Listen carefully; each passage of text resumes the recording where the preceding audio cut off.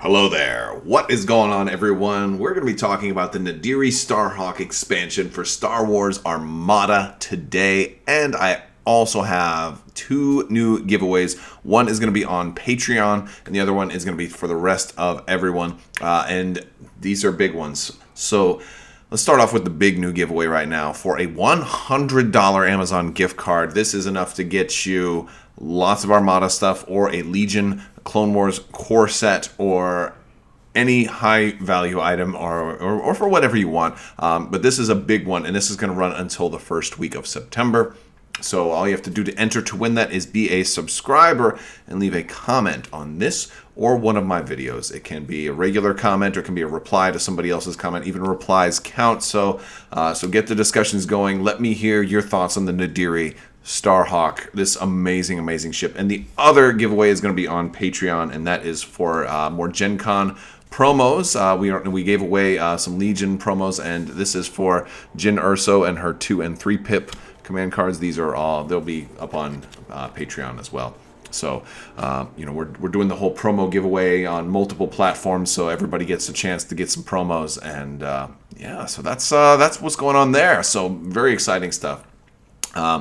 I am super excited about this ship. This is the ship that took down the Super Star Destroyer at the Battle of Jakku from the Aftermath trilogy, Chuck Wendig's trilogy.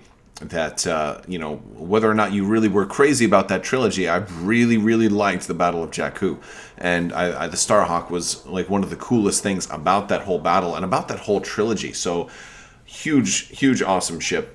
If you haven't been paying attention, this ship is like basically brand new as far as its physical design to canon. It has been in canon for a few years now, but we never knew what it looked like until Gen Con. FFG announced it, kind of shocked a lot of the Star Wars world, and now we finally get a look at this thing. Now, all we knew is that it was described as having a hatchet-shaped front and that it was built out of components of Star Destroyers, and so we can see some components. We can see aspects of the Star Destroyers as we look at them. We'll see it's got multiple shield generator towers on the sides of it, and you can see those two little bubbles on its kind of shoulders there. Some people have said it kind of reminds them of a Nebulon B on steroids, and I definitely get that. I think we all kind of expected it to have some type of reminiscence to the Nebulon B, but a very much upgraded version, and it's just magnificent. The other thing that we know is that it had very much enhanced systems. It was the newest ship of the New Republic at the time of Aftermath, and it was definitely a warship, and it also had a very intense tractor beam. That was like 10 times more powerful than an Imperial Star Destroyer's tractor beam.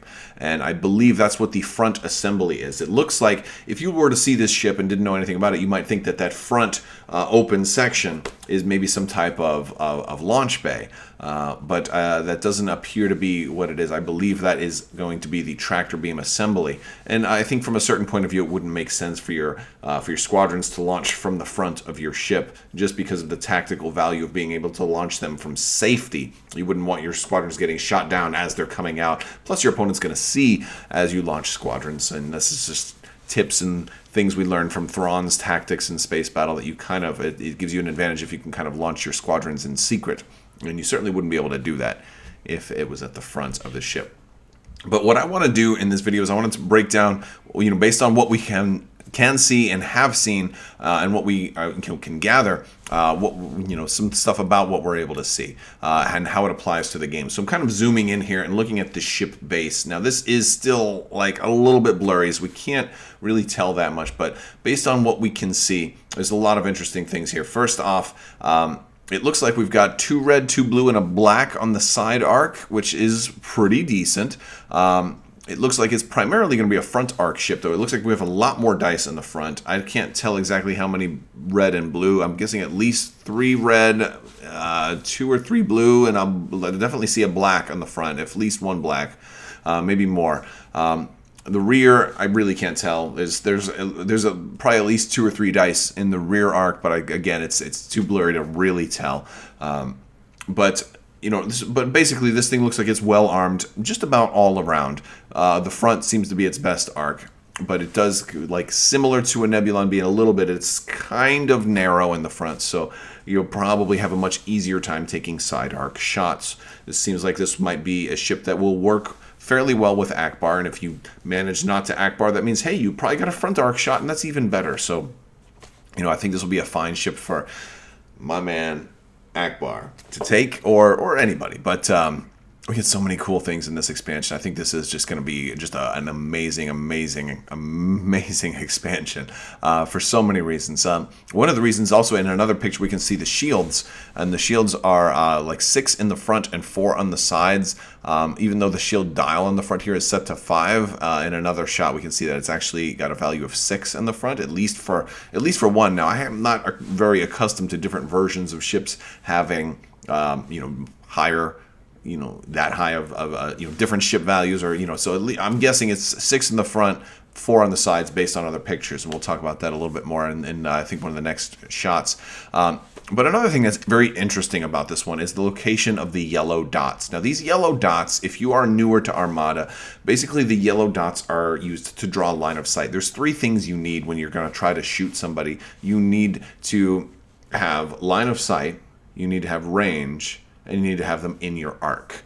So the lines, the big lines there, are to make sure they're in your arc, and then of course your dice help you, in your battery armament, help you determine range. But you also have to have line of sight. You need to, and line of sight is the reason why if I'm facing you, if our 2 ships are coming at each other right like this, that's why I can probably only shoot the front of your ship. If I'm coming at your ship from the side, then I can probably only hit the side. But if I'm coming at you from the front, I can't hit the rear of your ship. My bullets aren't going to curve magically, although that would be a very interesting type of upgrade if you could have curved bullets. But basically, you draw arc from your dot on the firing hull zone to the defender's dot on the defending hull zone. And if that shot crosses the defender's line before it gets to the dot, then you don't have line of sight. It can cross your line, but it can't cross the defender's line. And I've talked about that in some of my Armada tutorial and helpful videos. But in this case, the location of the yellow dots is very different than the standard. We saw this similar in the Onager Star Destroyer as well, but in this case, it's a little bit different. First off, where you have your little white section of the cardboard, usually the yellow dot is right next to that. We're noticing first on the sides that the yellow dot is all the way in, almost towards the clip that holds the ship up. And what does that do? Well, normally if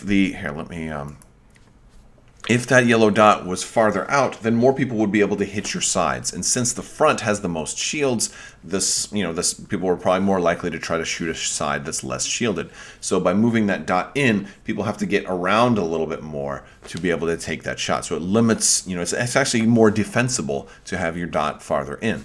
Now, in the front section, the dot is moved halfway back. It's not all the way up on that little white section. It's like maybe a centimeter or 2 back. And what that means is that people coming from the side won't have such an easy time trying to take a shot on your front arc. And that's just very, very interesting, because it means people are going to have a harder time trying to get these high finesse shots, like, oh, from here I can just barely see your side arc, and then especially if that's a weaker side. So it's going to allow you, really greater control, and I think this is going to allow a skilled pilot,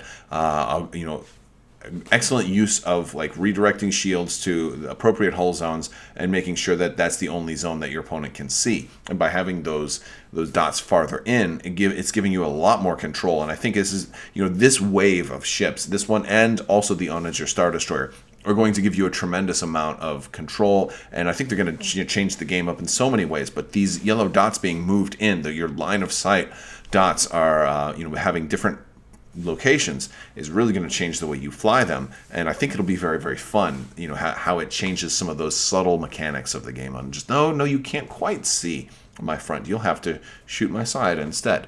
Now the rear yellow dot does appear to be a normal location, so that is pretty standard. So the rear will probably be your most vulnerable spot. Of course, you want to try not to let people, and that's kind of like the case with most ships. We haven't really seen any ships that have the rear as their strongest aspect. That's usually just not the case. I don't think that makes for good ship design. But if I were designing a space combat game, I would totally do that. I'd have a ship that wants to move up and then turn around and fly away and then shoot you as it's flying away. And then you choose, do you want to chase it or not, or just let it fly away. And then at some point it won't be a threat anymore. I don't know. I think that might be kind of fun, but that's not the case in Star Wars. So interesting location, interesting placement of the yellow dots. When we look at the layout, and by the way, this is the shot where we can kind of see the 6 and the 4 for the shield values on the front and the side. In case you were curious, even though it says 6 on the front, it's set. The dial is set to 5. That's just a notorious problem. They always seem to do that. I wonder if maybe I wonder if it's an error. But as it stands right now, usually the error is in the dial being set to the wrong value, but the amount that's printed on the card has usually been the correct amount. But yeah, so there's some interesting things I want to talk about here. First off, we're getting a wealth of the new Salvo tokens, and the Salvo tokens are just really cool because they're effectively a counterattack, where when somebody attacks you, you can, as long as you can spend this defense token, you can counterattack them. So if they accuracy your salvo, then maybe you can't. But I love the idea of counterattack, especially on a ship that has a lot of dice in its armament. Looks very, very cool. Looks a lot of fun for countering. And I wish this, this was at a slightly different angle so we could get a better look at those front and rear dice on this particular picture. But no, not quite. But yeah, so we look how many salvo tokens. We've got 5 salvo tokens in this picture. Now, one of the reasons we're going to get a bunch of extra tokens is for the commander version of Kirsten Gate. She is going to obviously work with non-scatter defense tokens, which we'll take a look at her in a minute. But it's difficult to tell what type of defense tokens this ship is going to have because of Kirsten Gate's ability of adding a defense token of your choice to another ship. You're going to have, she has to kind of come with lots of extra defense tokens, so it probably makes you, wonder what it's going to have. If indeed she is coming with 1 extra defense token non-scatter of each type, then that accounts for 1 salvo, 1 contain, 1 evade, 1 redirect, 1 brace. And that leaves, in this picture, 4 other salvos. So it is theoretically possible that a large base ship, only has 4 salvos for its defense tokens. That's kind of what my takeaway here is. So it's either that, 4 salvos, or they're just not showing us everything. Or this picture could either be slightly misleading, or or basically they're just not giving you, or maybe it has a brace and 2 redirects, like most big ships tends to have, and who knows? I have a hard time imagining that a big ship wouldn't have brace at least, though. Maybe multiple braces, but I can't wait to see the ship card just to see what all it has. Now, another thing that makes me think that this picture might be slightly inaccurate is that it shows 3 command dials in this picture. However, the announcement article, has a reference to the actual buy this page, and when it talks about what it comes with, it says it comes with 4 command dials. So that makes me think it's a command 4 ship, and that makes me think that this image is somewhat inaccurate. So we're really not sure just how many salvos actually come with this. But another thing that it tells us is that it comes with 15 upgrade cards. Now, we're not seeing 15 cards here. We're seeing 9. So there's going to be 6 extra upgrade cards that we do not see here. And I'm very curious as to what those are. My guess is that something that we'll see here is going to give other ships salvo tokens beyond Kirsten Gate's ability. Because we saw the same thing in the Onager. We saw a couple of salvo tokens, and it made me think, if this is such a great game-breaking counter ability, wouldn't we also want the ability to give it to other ships as well? I mean, we can give other ships evades and things like that. So I definitely expect something to be in this pack that's going to hand out salvo tokens. Maybe even something that's not unique. Maybe an officer that gives you a salvo token or replaces a token with a salvo token. That seems a little more balanced if you're replacing a token. And that's the way we could put it on just about any ship. It might be large ship only, although I'm not sure if it will be. I could see maybe Victory Star Destroyers getting Salvo. I wonder if it would be broken if a Super Star Destroyer got Salvo. I think the Super Star Destroyer should be able to get Salvo. So I would hope whatever is going to be able to grant Salvo isn't restricted by size. I definitely want to have my Super Star Destroyer be able to counterattack. I think that will be amazing, and I think it'll work very well with the Empire, especially in like a one-ship build where you're just going to keep getting pummeled over and over again, and then you choose when you want to make sure you shoot back. So let's take a closer look at some of these cards. First off, I absolutely love this commander for so many awesome reasons. First off, she was pretty cool in the books. She was pretty cool. War veteran Kirsten Gate, 20 points. So she's super cheap. I absolutely love cheap commanders because sometimes you're making a list and you just don't want to have to spend the extra points for a commander because sometimes you build a list that isn't commander dependent. It doesn't need that commander ability, and sometimes you just rather have the points. So having at least a cheap option for a commander has always been good, and that's one of the reasons why Dodonna has always been my go-to choice for many, many Rebel lists. And Dodonna is, by all accounts, still amazing. I still love Dodonna. But Kirsten Gate is doing something also very, very cool in that she could be a go-to commander for a lot of reasons because you don't have to build a whole fleet based on her. She is doing something totally revolutionary, and she is not affecting your whole fleet. She is just buffing one ship. One ship. Oh, she's so cool. So cool. Like, the Empire needs somebody like her. Well, I guess they kind of do. Piet. She's kind of like the version of Piet for the Rebels. So here's what she does. So after you deploy, you gain a defense token. Gain. No, it can't be scatter because that would probably be a little bit broken. But you gain anything, one extra token. If you've already got 4, you're going to have 5 now. It's not a replace. It's a gain. So that's, on its own, is awesome. You get to choose. If you put her on an MC-30 admonition with Lando, now you also have Brace. Are you kidding me? That's amazing. That's so very good. So very good. And you might not even want to use Lando. You might want to use Walex Blissix. Walex Bliss. You know who I'm talking about. The Rebel officer that gives you a command token back. So she also, but she's not even done yet for only 20 points. I mean, and I get it that she's 20 and she's not buffing your whole fleet. So she should really help at least. If she's only going to help one ship, she should really help that one ship. So she's got accuracy defense here. During your spend defense token step, if your speed is not 0, you may discard 1 defense token. And if you do, you can resolve the effect of that defense token. So why is that important? Well, because you're getting to resolve the effect without spending it. You're just discarding it. And that's the thing, like accuracies and different things like that, or any kind of effects like you may not spend defense tokens, even against Avenger. Oh, I can't spend exhausted defense tokens? No problem. I'll just discard that brace and brace it anyway. This is such an incredible ability. She's like, especially when you absolutely positively have to make sure that your one ship stays alive, she's the one you want on it.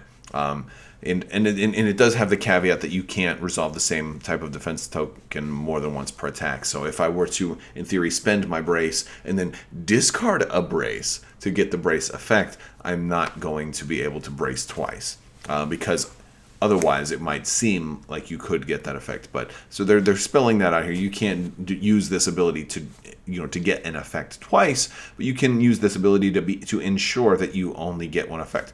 Same thing. Against like a Mon Carin. Oh, you can only spend 1 defense token. No problem. I'll spend 1 defense token, and then I'll discard another one to get that same effect. Just a really, really cool way around most type of lockout effects.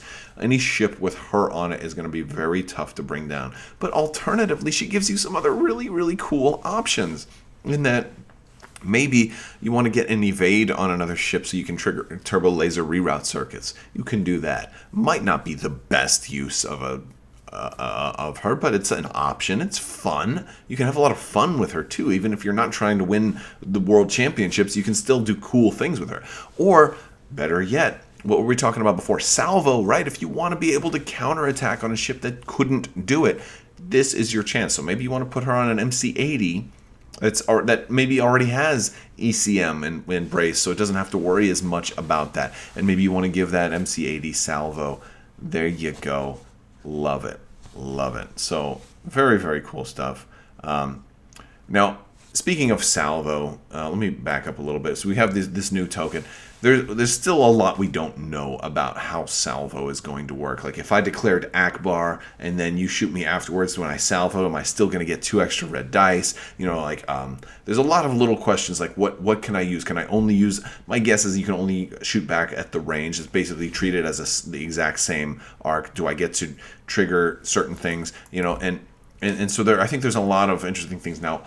When we zoom in a little bit closer at the list, after Kirsten Gate here, we have a Kirsten Gate officer, which is actually really cool that we're getting both a commander and an officer in the same pack of the same character. Now, obviously, you won't be able to use these together because they are unique, and you have to choose one or the other. And it's funny that they both affect only one ship, so which is cool. And so when we get the Clone Wars and Armada, it allows you to clone your own people. That would be something. I don't think they would ever do that, but that would be funny.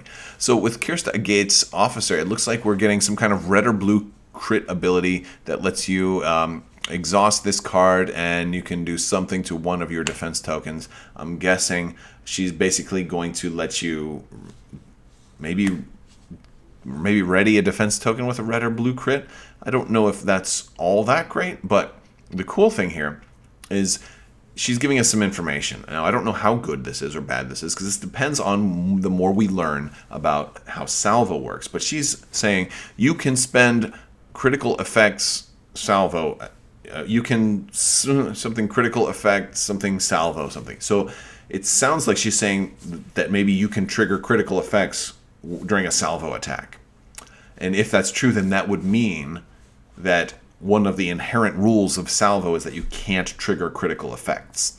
And that kind of makes sense. If you're going to be able to, especially if ships can in theory get multiple salvo tokens, you might be able to counterattack, up to 4 times in one round. And if you had some kind of crazy crit, and I parked an awesome ship right in the middle of stuff, and I had black dice critical effects and all of that gorgeous nonsense. If I did have that capability and I could trigger my critical effects on every counterattack, it could be kind of broken.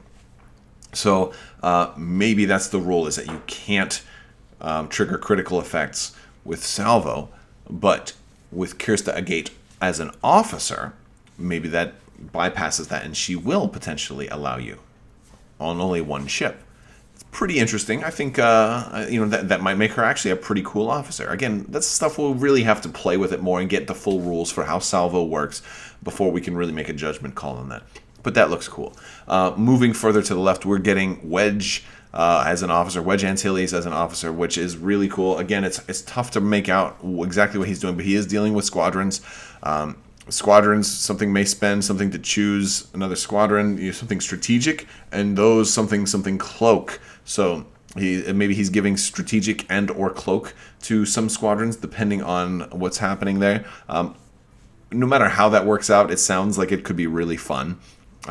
Then, yes, if you've played Star Wars Battlefront 2, you've seen Shriv Surgav, the awesome Duros, who is just really, really enjoyable and lovable and comic and everything in that game. Shriv was really, really cool, and it looks like we're getting a boarding team with him and some of his rebels. And it looks like it's going to follow the standard boarding team rules where you can spend the token or dial to, at distance 1, find another ship, and it looks like they're going to take out one of their weapons. So it looks like they're going to discard either a turbo laser, ion cannon, or ordnance upgrade from that ship. It's kind of what it looks like to me. The last one on the far left. Oh, by the way, we're also getting titles: Amity, Concord, and Unity. Those are the 3 that were in the Aftermath books. The 3 titles, we don't really know anything about them, but those are just appropriate. And then this is also, it looks like that tractor beam that I was talking about. Looks like it's something like gravity crystal or something like that, magite crystal, some kind of crystal, but it's basically that tractor beam effect. I'm really curious what that does. You know, no idea. Obviously, it's going to be some type of, you know, maybe a Phylon on steroids or something like that. But yes, we have a turbo laser upgrade here. And this one's an interesting turbo laser upgrade because it deals with anti-squadron. And we don't usually see turbo laser upgrades really work with anti-squadron. So heavy fire zone or heavy fire zones or something like that, or heavy fire zoning or whatever it is. But I'm guessing heavy fire zone. While attacking a squadron, before you gather dice, if the defender is not engaged with a friendly squadron, you may replace all of the blue dice with red dice that you're going to gather, which is super interesting because it adds a whole lot of questions on, like, wait a second, does this mean I can now suddenly take a double blue dice anti-squadron ship and start attacking at long range? Because if it's before I gather dice, I can then gather red dice. Now all of a sudden I can attack at long range. Well, I think there's some interesting questions there. I don't think you're going to be able to do that because, so I pulled up the rules because I want to just kind of talk to you about how attack actually works. So if you look at section 2, you'd see, oh, you're going to gather your attack dice to form the attack pool and roll those dice. Gather only dice that are appropriate for the range. And this, since it's before you gather dice, you might think, oh, well, if I gather red dice, now that's appropriate for this range. But and before you look at section 2, look up at section 1. If the attacker is a ship, or rather, if the attacker is a squadron defending, or basically, if the attacker is a ship, the defending squadron or hull zone must be inside the attacking hull zone's firing arc and at an attack range of that attacking hull zone. So basically, you're looking at section 1 instead of section 2. So you have to look at that appropriate area, and since this part up here happens before you gather attack dice, so basically you're confined to the range before you gather dice, before the opportunity to replace your gathering dice happens. So no, I don't think you're going to be able to just suddenly say, oh, all these ships can now attack at long range, you know, that had blue dice only in their attack pool. You're not going to be able to do that.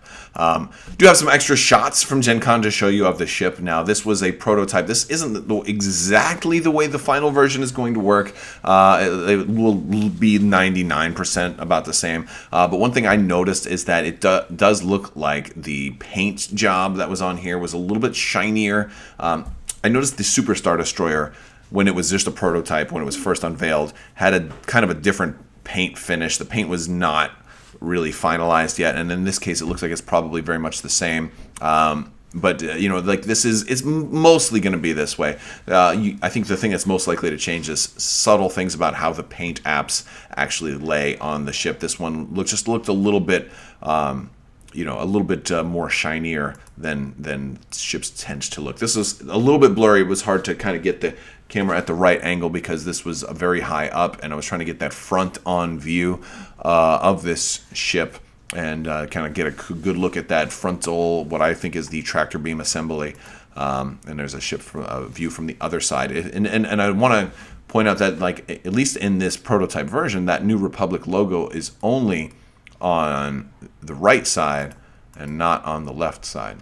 So pretty cool. I love it. I can't wait. I think there's so many cool things in here, and I can't wait to see what all those extra cards are too. We've got like 6 more cards that are supposed to come in here that aren't even in the spread. Why aren't they in the spread? What is so secretive about them that they couldn't even be in the spread? The Onager had some too. Are we going to get some like new weird cards, like star-shaped cards, or like double-sided cards that have to be played together? Or are we going to get like a giant cards that transform like they do in that Transformers game? You know, I have no idea. That would be pretty cool. Maybe origami cards that once you fold them into a crane, they fly over and attack your opponent. All right, now that's just nonsense. All right, guys, that's all I've got for you today. I want to thank you all so much for watching. Make sure you click that subscribe button, leave a comment, enter to win the giveaway. If you're interested in joining the team and supporting me on Patreon, you can click. There will be links for all that in the description below. I want to thank all my patrons. You guys are amazing, and you definitely help make this all possible. I want to thank you guys so much. And as always, have a great day.